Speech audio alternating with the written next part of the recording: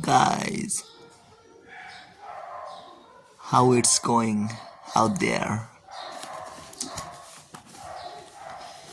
As usual, let's read. Law 16. Use absence to increase respect and honor. Judgment. Too much circulation makes the price go down. The more you are seen and heard from, the more common you appear. If you're already established in a group, temporary withdrawal from it will make you more talked about, even more admired. You must learn when to live, create value through scarcity, transgression, and observance of the law. Sir Guillaume de Baladon was a troubadour who roamed the south of France in the Middle Ages, going from castle to castle, reciting poetry and playing the perfect nine. At the castle of Javiac, he met and fell in love with the beautiful lady of the house, Madame Guillaume de Javiac. He sang her his songs, recited his poetry, played chess with her, and little by little, she in turn fell in love with him.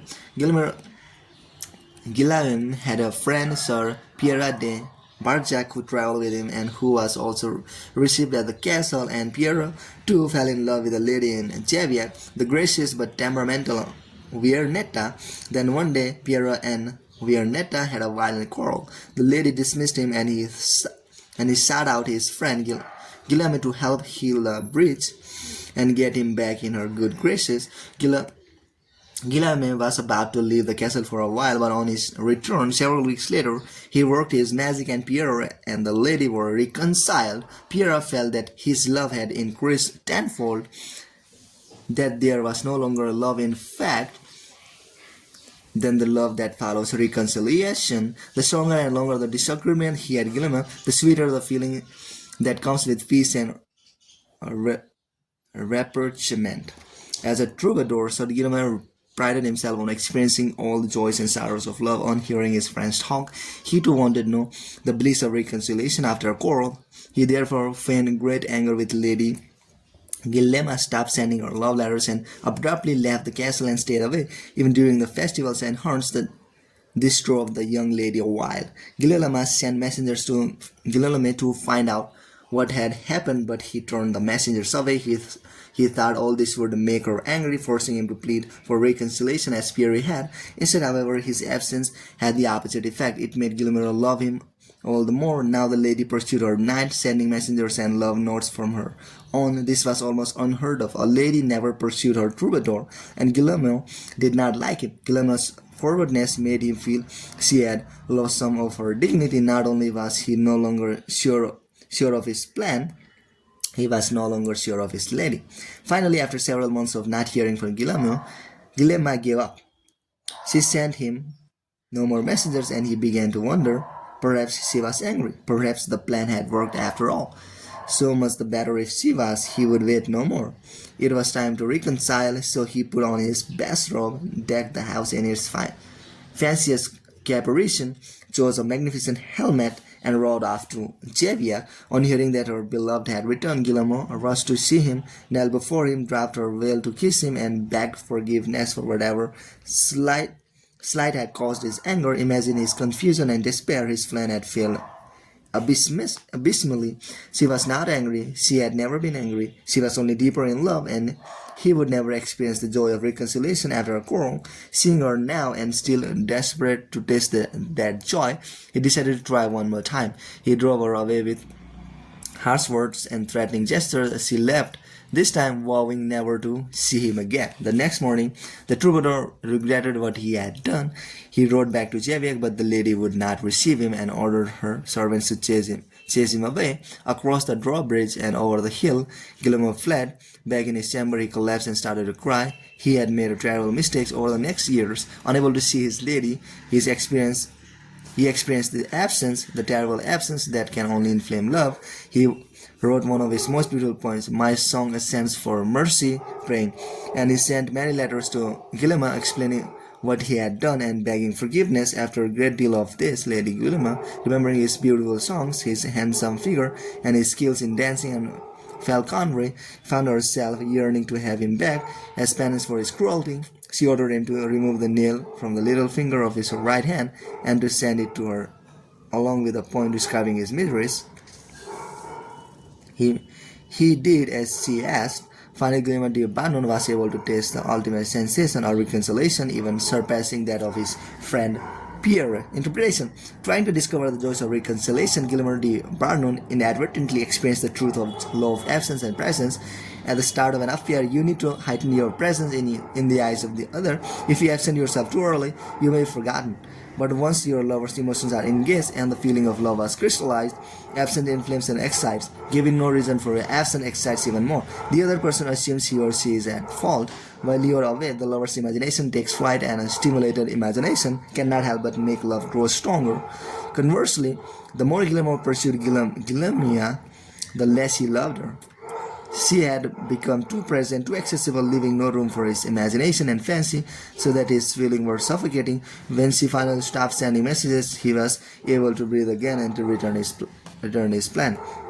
What withdraws, what becomes scarce, certainly seems to deserve our respect and honor. What stays too long, inundating us with its presence, makes us disdain it. In the Middle Ages, ladies were constantly putting their knights through trials of love, sending them on some long and arduous quest, all to create a pattern of absence and presence. Indeed, had Guillermo not left his lady in the first place, she might have been forced to send him away, creating an absence of her own. Absence diminishes minor passions and inflames great ones, as the wind douse a candle and fans a fire. Observance of the law. For many centuries, the Assyrians ruled Upper Asia with an iron fist. In the 8th century BC, however, the people of Media, now northwestern Iran, revolted against them and finally broke free. Now the Medas had to establish a new government, determined to avoid any form of despotism. They refused to give ultimate power to any one man or to establish a monarchy without a leader. However, the country soon fell into chaos and fractured into small kingdoms, with village fighting against village. In one such village lived a man named Dionysius, who began to make a name for himself for fair dealing and the ability to settle disputes. He did this so successfully, in fact, that soon an illegal conflict in the area was brought to him, and his power increased. Throughout the land, the law had fallen into disrepute. The judges were corrupt, and no one entrusted their case to the courts anymore, resorting to violence instead. When news spread of Dionysius' wisdom, incorruptibility, and unshakable impartiality, maiden villages far and wide turned to him to settle all manner of cases. Soon he became the sole arbiter of justice in the land. At the height of his power, Dionysius suddenly decided he had had enough. He would no longer sit in the chair of judgment, would hear no more suits, settle no more disputes between brother and brother, village and village, complaining that he was spending too much time dealing with other people's problems, that he had neglected his own affairs. He retired. The country once again descended into chaos. With a sudden withdrawal of power, arbiter like Dionysius, crime increased and contempt for the law was never greater. The Medas held a meeting of all the villages to decide how to get out of their predicament. "We cannot continue to live in this country under these conditions," said one tribal leader. "Let us appoint one of our number to rule, so that we can live under orderly government rather than losing our homes altogether in the present chaos." And so, despite all that the Medas had suffered under the Assyrian despotism, they decided to set up a monarchy and name a king. And the man they most wanted to rule, of course, was the fair-minded Dionysius. He was hard to convince, for he wanted nothing more to do with the villages in fighting and bickering. But the Medas begged and pleaded. Without him, the country had descended into a state of lawlessness. Dionysius finally agreed, yet he also imposed conditions. An enormous palace was to be constructed for him. He was to be provided with bodyguards, and a capital city was to build from which he could rule. All of this was done, and Dionysius settled into his palace in the corner of the capital. The palace was surrounded by walls and completely inaccessible to ordinary people. Dionysius then established the terms of his rule. Admission to his presence was forbidden. Communication with the king was only possible through messengers. No one in royal court could see him more than once a week, and then only by permission. Dionysius ruled for 53 years extended the Median Empire and established the foundation for what would later be the Persian Empire under his grandson Cyrus. During Diogenes' reign, the people's respect for him gradually turned into a form of worship. He was not a mere mortal, they believed, but the son of a god. Interpretation: Diogenes was a man of great ambition. He determined early on that the country needed a strong ruler and that he was the man for the job. In a land plagued with anarchy, the most powerful man in the judge or an arbiter. So Diogenes began his career making his reputation as a man of impeccable fairness. At the height of his power as a judge, however, Diogenes realized the truth of the law of absence and presence. By serving so many clients, he had become too noticeable, too available, and had lost the respect he had earlier enjoyed. People were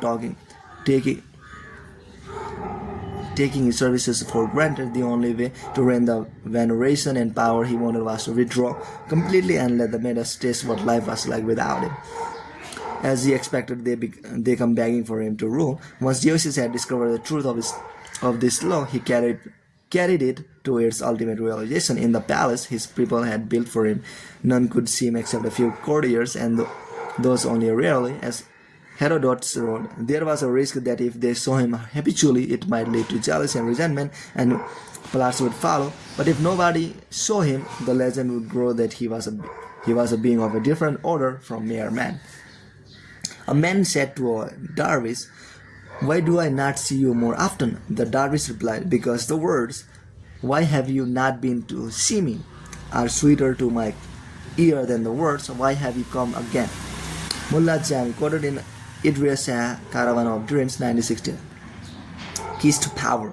Everything in the world depends on absence and presence. A strong presence will draw power and attention to you. You shine more brightly than those around you, but the point is, inevitably where too much present creates the opposite effect. The more you are seen and heard from, the more your value degrades. You become a habit no matter how hard you try to be different, certainly without you knowing why. People respect you less and less. At the right moment, you must learn to withdraw yourself before they unconsciously push you away. It is a game of hide and seek. The truth of this law can most easily be appreciated in matters of love and seduction. In the beginning stages of an affair, the lover's absence stimulates your imagination, forming a sort of aura around him or her, but this aura fades when you know too much. When your imagination no longer has room to roam, the loved one becomes a person like anyone else, a person whose presence is taken for granted. This is why the 17th century French courtesan Ninon de Lenclos advised constant feints at withdrawals from one's lover. "Love never dies of starvation," she wrote, "but often of indigestion." The moment you allow yourself to be treated like anyone else, it's too late. You are swallowed and digested. To prevent this, you need to starve the other person of your presence, force their respect by threatening them with the possibility that they will lose you for good, create a pattern of presence and absence. Once you die, everything about you will seem different. You will be surrounded by an instant aura of respect. People will remember their criticisms of you, their arguments with you, and will be filled with regret and guilt. They are missing a presence that will never return. But you do not have to wait until you die. By completely withdrawing for a while, you create a kind of death before death, and when you come back, it will be as if you had come back from the dead. An air of resurrection will cling to you, and people will be relieved at your return. This is how Diogenes made himself king. Napoleon was recognizing the law of absence and presence when he said, "If I am often seen at the theater, people will cease to notice me." Today, in a world inundated with presence through the flood of images, the game of withdrawal is all the more powerful. We rarely know when to withdraw anymore, and nothing seems private. So we are awed by anyone who is able to disappear by choice. Novelist J.R. Salinger and Thomas Pynchon have created a cult like following by knowing when to disappear. Another more everyday side of this law, but one that demonstrates its truth even further, is the law of scarcity in the science of economics. By withdrawing something from the market, you create instant value. In 17th century Holland, the upper class wanted to make the tulip more than just a beautiful flower. They wanted it to be a kind of status symbol, making the flower scarce, indeed most impossible to obtain. This sparked what was later called tulipomania. A single flower was now worth more than its weight in gold. In our own country, similarly, the art dealer Joseph Dewey insisted on making the paintings he sold as scarce and rare as possible to keep their prices elevated and their status high. He brought up whole collection and stored them in the basement. Their paintings that they sold became more than just painting. They were fetish objects. Their value increased by their rarity. You can get all the pictures you want at $50,000 a piece. That's easy, he once said. But to get a picture at $250,000 a piece, that's one's doing. Image. The sun. It can only be appreciated by its absence. The longer the days of rain, the more the sun is craved. But too many hot days and the sun overwhelms. Learn to keep yourself obscure and make people demand your return. Extended the law of scarcity to your own skills. Make what you are offering the world rare and hard to find, and you instantly increase its value. There always comes a moment when those in power overstay their welcome. We have grown tired of them, lost respect for them. We see them as no different from the rest of mankind, which is to say that we see them as rather worse, since we inevitably compare their current status in our eyes to their former one. There is an art to knowing when to retire. If it's done right, you regain. Okay, bye. See you tomorrow.